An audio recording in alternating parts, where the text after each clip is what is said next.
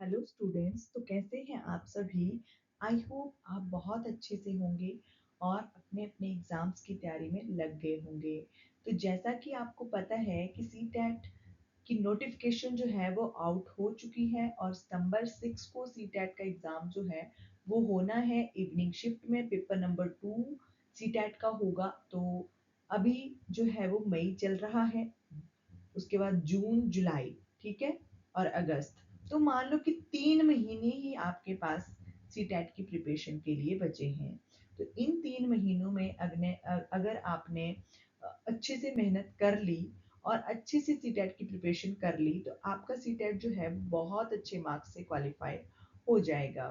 तो आज की क्लास उसी बेस पर मैं आपके लिए लेकर आई हूँ। सी टेट के पेपर नंबर 2 एसएसटी सब्जेक्ट से अगर आप आर्ट से सीटेट की तैयारी पेपर देने की तैयारी कर रहे हो तो एसएसटी सब्जेक्ट आपको पता है उसके 60 क्वेश्चंस जो हैं वो एग्जाम्स में आते हैं, जिसमें 40 क्वेश्चन सब्जेक्ट के रहते हैं और 20 क्वेश्चंस जो हैं वो पेडागोगी के रहते हैं।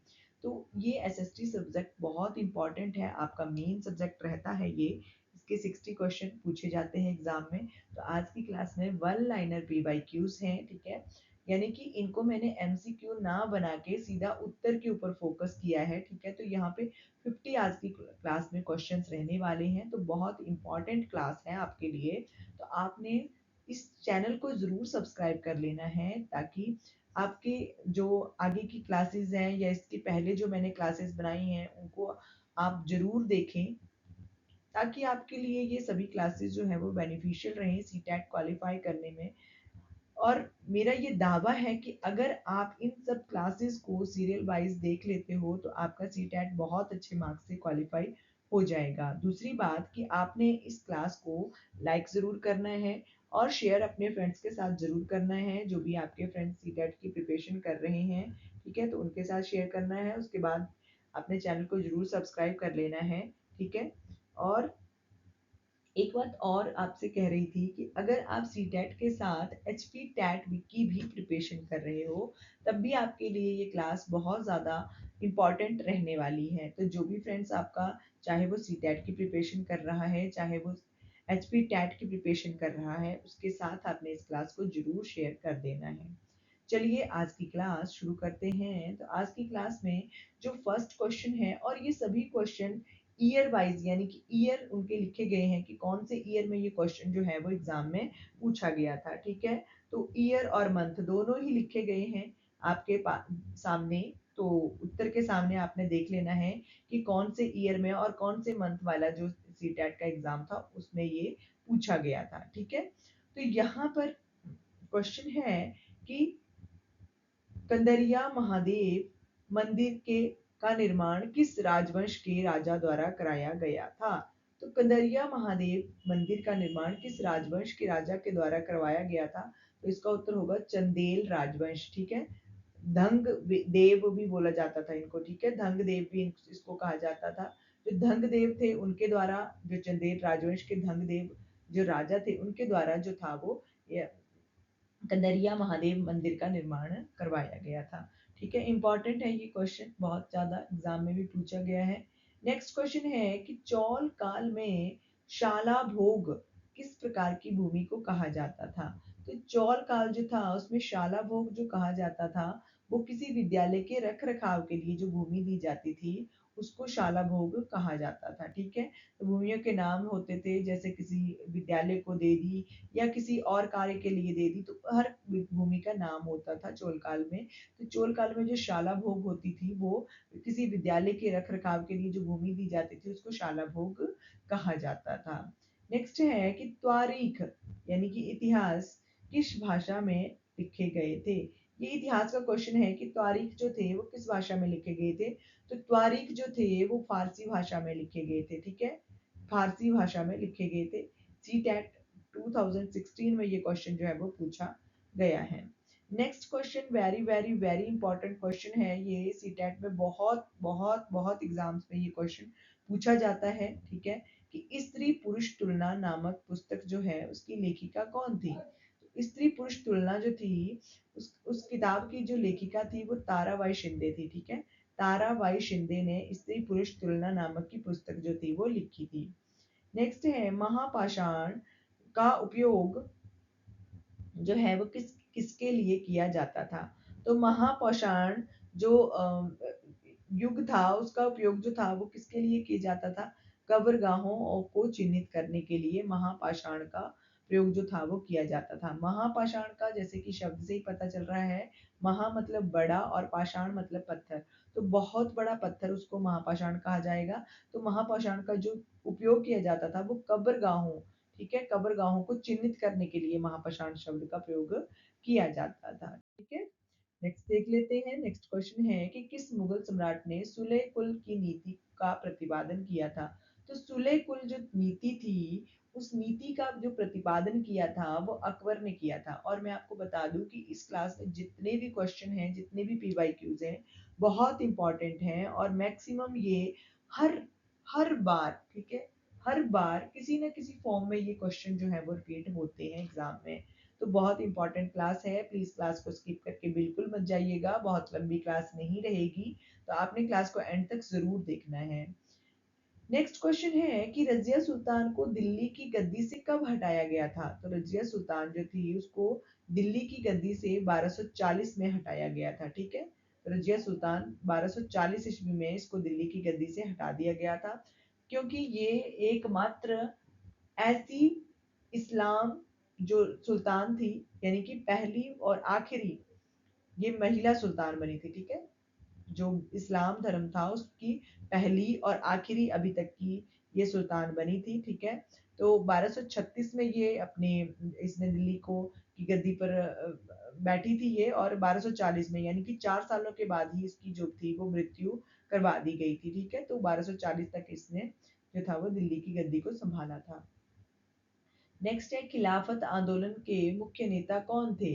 तो खिलाफत आंदोलन के जो मुख्य नेता थे वो मोहम्मद अली और शौकत अली थे। ठीक है, तो खिलाफत आंदोलन आपने याद रखना है कि मोहम्मद अली और शौकत अली जो थे ये मुख्य इसके नेता थे। नेक्स्ट है सत्यशोधक समाज। जो सत्यशोधक समाज था उसकी स्थापना किसने की थी। तो ये बहुत ज्यादा इंपॉर्टेंट क्वेश्चन है, बहुत ज्यादा, क्योंकि सीटेट में ये बहुत बार क्वेश्चन जो है वो रिपीट हो चुका है। तो जो सत्यशोधक समाज है उसकी स्थापना ज्योतिबा राव फुले ने की थी। ठीक है, किसने की थी, ज्योतिबा राव फुले ने। नेक्स्ट क्वेश्चन है कि स्थायी बंदोबस्त कब लागू किया गया था। तो स्थायी बंदोबस्त जो है वो 1793 में लागू किया गया था। और अगर आपसे क्वेश्चन पूछा जाता है कि किसने लागू करवाया था, तो लॉर्ड कॉर्नवालिस ने स्थायी बंदोबस्त जो था वो 1793 में यानी कि 1793 में लागू किया था। ठीक है, नेक्स्ट क्वेश्चन है कि विश्व की सबसे बड़ी नदी द्वीप मांजुली जो है वो किस नदी पर बनी है। तो जो माजुली है, माजुली वो किस नदी पर बनी है, वो है ब्रह्मपुत्र नदी पर। ठीक है, विश्व की सबसे बड़ी नदी द्वीप है ये, तो विश्व का सबसे बड़ा नदी द्वीप है ये मांजुली इसका नाम है, और ये ब्रह्मपुत्र नदी पर बना है। ठीक है, ये ब्रह्मपुत्र नदी पर स्थित है। ठीक है, नेक्स्ट है कि वायुमंडल की किस परत में हवाई जहाज उड़ने के आदर्श परिस्थितियां जो है वो होती हैं। तो ये पर्यावरण का क्वेश्चन है, यानी कि भूगोल का ये क्वेश्चन है जिसमें वायुमंडल की परतों से रिलेटेड ये क्वेश्चन पूछा गया है।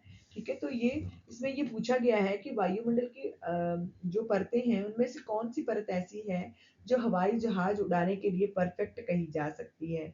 ठीक है, तो वो है समताप मंडल। वायुमंडल की 5 परतें होती हैं, उनमें समताप मंडल एक ऐसी परत है जिसमें हवाई जहाज उड़ान जो है वो आदर्श तरीके से की जा सकती है। नेक्स्ट क्वेश्चन है कि लद्दाख को किस अन्य नाम से भी जाना जाता है। तो लद्दाख का दूसरा नाम है खापा चान। ठीक है, खापा चान इसको कहा जाता है, जिसका शाब्दिक अर्थ होता है बर्फ की भूमि। ठीक है, बर्फ की भूमि, और खापा चान लद्दाख को कहा जाता है। नेक्स्ट है कि पृथ्वी का सबसे गहरा भाग मेरियाना गर्त कहाँ स्थित है।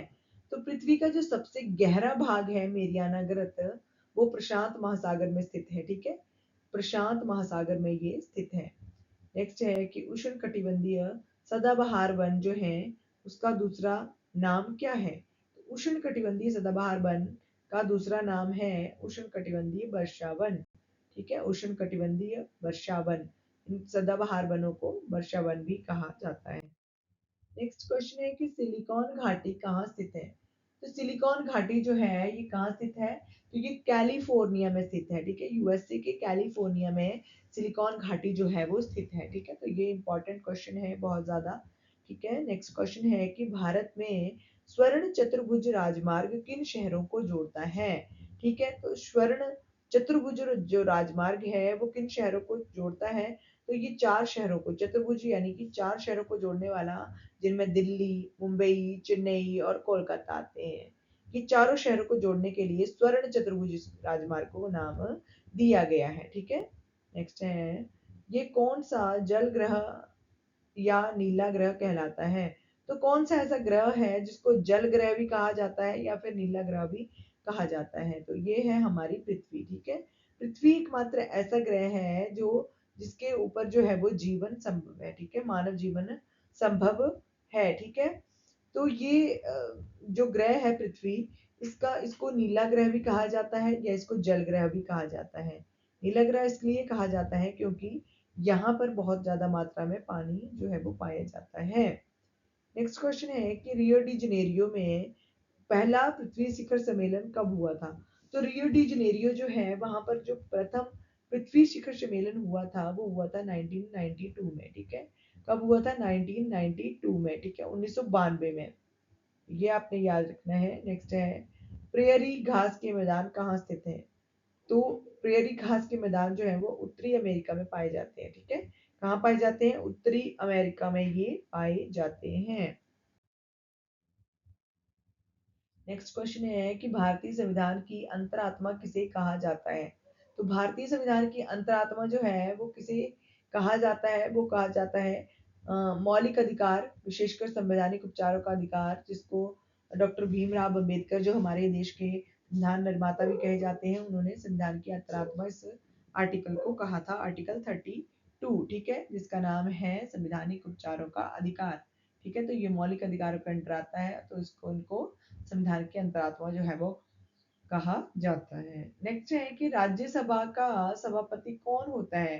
तो जो राज्यसभा है उसका सभापति उपराष्ट्रपति, भारत के जो भी उपराष्ट्रपति होंगे वो भारत की राज्यसभा के जो है वो सभापति होते हैं, ठीक है। तो ये इंपॉर्टेंट है, बहुत ज्यादा इंपॉर्टेंट है ये क्वेश्चन भी। नेक्स्ट है कि भारत में स्थानीय सरकार, पंचायती राज, ठीक है, भारत में स्थानीय सरकार जिसको पंचायती राज कहा जाता है, उसका जनक किसे माना जाता है? तो जो स्थानीय सरकार है या फिर पंचायती राज है, उसका जनक जो है लॉर्ड रिपन को कहा जाता है, ठीक है। किसे कहा जाता है?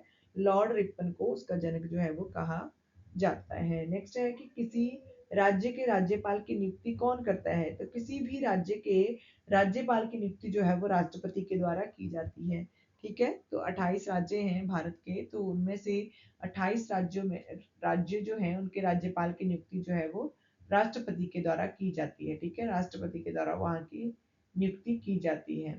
नेक्स्ट है कि FIR का पूर्ण रूप क्या है? तो FIR का पूर्ण रूप है फर्स्ट इंफॉर्मेशन रिपोर्ट, ठीक है, first information report. Next question देखते हैं कि हिंदू उत्तराधिकार संशोधन अधिनियम 2005 क्या प्रदान करता है? जो हिंदू उत्तराधिकार संशोधन अधिनियम 2005 है वो क्या प्रदान करता है? वो करता है पिता की संपत्ति में बेटियों का समान अधिकार, ठीक है। पिता की संपत्ति अगर है तो उसमें बेटियों का भी समान हक है, ठीक है। बेटियों को भी 2005 के बाद, इस अधिनियम के बाद, 2005 के बाद जितने भी व्यक्ति डेथ होते हैं उनकी प्रॉपर्टी में उनकी बेटी का भी बराबर का हक जो है वो रहता है, ठीक है। नेक्स्ट क्वेश्चन है कि भारत में न्यायपालिका को भारत में न्यायपालिका की सर्वोच्च संस्था कौन सी है? तो भारत में न्यायपालिका की जो सर्वोच्च संस्था है वो है सुप्रीम कोर्ट, उच्चतम न्यायालय, ठीक है, उच्चतम न्यायालय, ठीक है। उसके बाद हाई कोर्ट है और उसके बाद यानी कि सुप्रीम कोर्ट जो है वो सबसे ऊपर रहता है, ठीक है। तो भारत की न्यायपालिका जो है वो सुप्रीम कोर्ट है, उच्चतम न्यायालय है सबसे ऊपर जो है, ठीक है। नेक्स्ट क्वेश्चन की बात करते हैं, तो नेक्स्ट है कि लोकसभा के कुल कितने निर्वाचित सदस्य होते हैं? लोकसभा के कुल निर्वाचित सदस्य 543 यानी कि 543 सदस्य होते हैं, ठीक है, 543 सदस्य जो है वो होते हैं। नेक्स्ट है मिड डे मील। तो मिड डे मील मध्याह्न भोजन जो योजना है उस सबसे पहले किस राज्य में शुरू हुई थी? तो मिड डे मील जो योजना है वो सबसे पहले तमिलनाडु में शुरू हुई थी, ठीक है, तमिलनाडु में ये सबसे पहले मिड डे मील जो है वो शुरू हुई थी, ठीक है। नेक्स्ट है सूचना का अधिकार अधिनियम, ठीक है, आरटीआई जो है वो किस वर्ष पारित हुई था?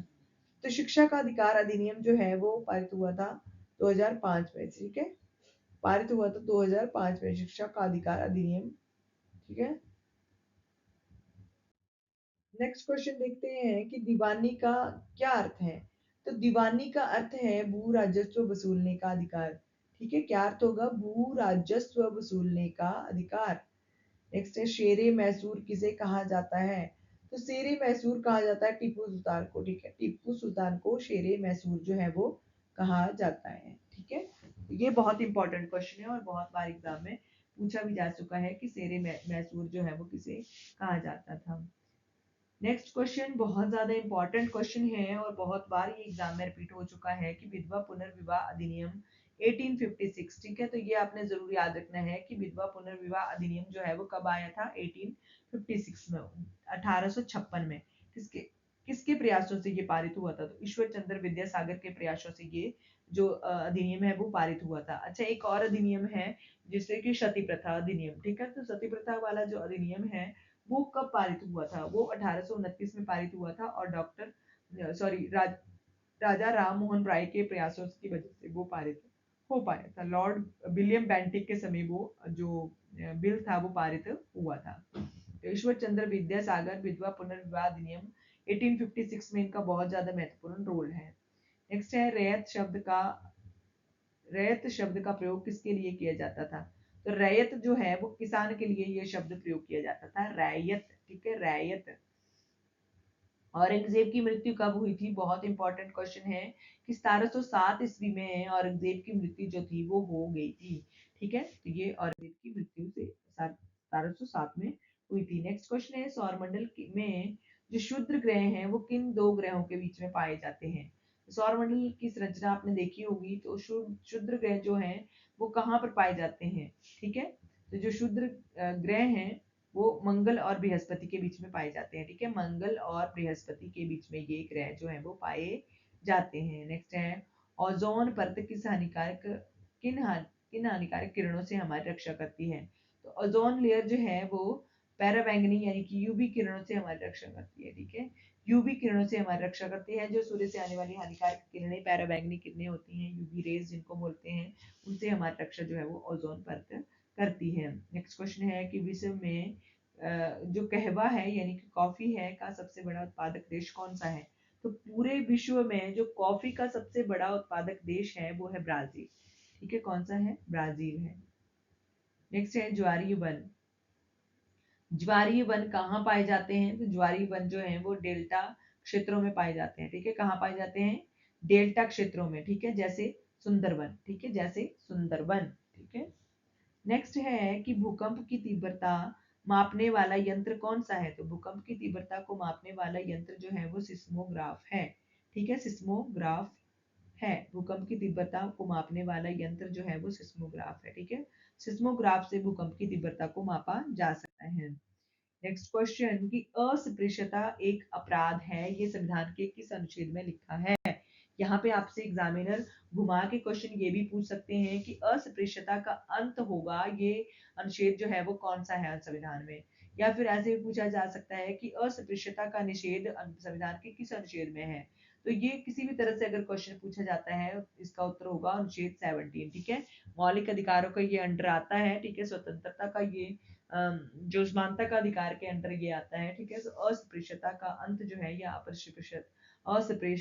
अस्पृश्यता यानी कि छुआछूत, अनटचेबिलिटी, ठीक है, ये जो है ये एक अपराध है, तो ये लिखा गया है आर्टिकल 17 में, ठीक है, अनटचेबिलिटी इज अ यानी कि ये एक अपराध है, ठीक है, इसको एक अपराध माना गया है, तो ये अनुच्छेद 17 में माना गया है, ठीक है। नेक्स्ट है जनहित याचिका, पीआईएल की अवधारणा किसने विकसित की थी? तो पीआईएल की जो अवधारणा थी वो न्यायमूर्ति पी.एन. भगवती ने जो थी वो विकसित की थी। अब ठीक है, न्यायमूर्ति पी.एन. भगवती ने। नेक्स्ट है कि भारतीय संसद के 2 सदन कौन से हैं? तो भारतीय संसद के सदन लोकसभा और राज्यसभा है, ठीक है। लोकसभा और राज्यसभा भारतीय संसद के 2 सदन हैं। नेक्स्ट है कि न्यूनतम मजदूरी अधिनियम क्या सुनिश्चित करता है? न्यूनतम मजदूरी अधिनियम ये सुनिश्चित करता है कि श्रमिकों को उचित वेतन मिलना चाहिए, ठीक है। श्रमिकों को उनकी मेहनत के बराबर, यानी कि मेहनत मतलब जितनी वो मेहनत करते हैं उतना तो उनको कम से कम जो है वो वेतन जो है वो मिलना ही चाहिए। तो श्रमिकों को उचित वेतन मिलना ये न्यूनतम मजदूरी अधिनियम जो है वो सुनिश्चित करता है। 2018 का ये क्वेश्चन है। नेक्स्ट है धर्मनिरपेक्षता का अर्थ क्या है? तो धर्मनिरपेक्षता का अर्थ है राज्य का अपना कोई धर्म नहीं होना और सभी धर्मों का सम्मान करना। ठीक है, राज्य जो है वो सभी धर्मों को इक्वल मानेगा, वो किसी एक विशेष धर्म को मान्यता नहीं देगा। उसके लिए सभी धर्म जो है वो इक्वल है, उसका कोई खुद का धर्म नहीं है और ये सभी धर्मों का बराबर सम्मान जो है वो करेगा। नेक्स्ट क्वेश्चन कि चटगांव शास्त्रानगर शस्त्रानगर छापे का नेतृत्व किसने किया था? चट्टगांव शस्त्रानगर छापे का जो नेतृत्व किया था वो किया था सूर्यसेन ने। ठीक है, किसने किया था? सूर्यसेन ने। नेक्स्ट क्वेश्चन है कि सिल्क रूट यानी कि रेशम मार्ग पर नियंत्रण रखने वाले प्रसिद्ध शासक कौन थे? तो सिल्क रूट यानी कि जो रेशम मार्ग है उसके ऊपर जो नियंत्रण रखने वाले जो शासक हैं वो हैं कुषाण। ठीक है, कुषाणों का सबसे बड़ा नेतृत्व था कहाँ पर? सिल्क रूट पर। ठीक है, तो सिल्क रूट के ये नियंत्रण रखते थे, ये प्रसिद्ध शासक थे कुषाण। ठीक है, नेक्स्ट है और कुषाण वंश का सबसे प्रसिद्ध राजा जो हुआ है वो कनिष्क हुआ है। ठीक है, कनिष्क जो है वो कुषाण वंश का सबसे प्रसिद्ध राजा हुआ है। नेक्स्ट है भारत का मानक समय। ठीक है, स्टैंडर्ड टाइम जो है वो क्या है? तो भारत का जो मानक समय है वो 82.5 डिग्री पूर्व देशांतर है। ठीक है, 82.5% पूर्व देशांतर जो है वो इसका सही समय जो है वो स्टैंडर्ड टाइम जो है वो है। नेक्स्ट है कपासी मेघ। ठीक है, जो कपासी मेघ किस प्रकार के मौसम का संकेत है? तो कपासी मेघ जो है वो साफ और सुहावना मौसम का संकेत है। ठीक है, साफ और सुहावना मौसम के ये संकेत हैं। नेक्स्ट और आज की क्लास का लास्ट क्वेश्चन है ये कि पंचायती राज की त्रिस्तरीय जो संरचना है उसका सुझाव किसने दिया? तो पंचायती राज व्यवस्था में त्रिस्तरीय संरचना करना ये बलवंत राय जो मेहता समिति है कमेटी है उसके द्वारा ये सुजेशन जो था वो किया गया था। ठीक है, बलवंत राय मेहता समिति। ठीक है, बलवंत राय मेहता समिति।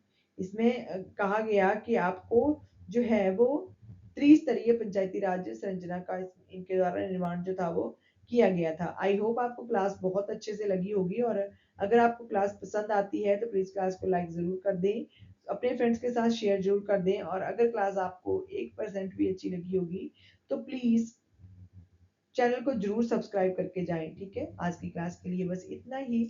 मिलते हैं आपसे नेक्स्ट क्लास में। Thank you for watching.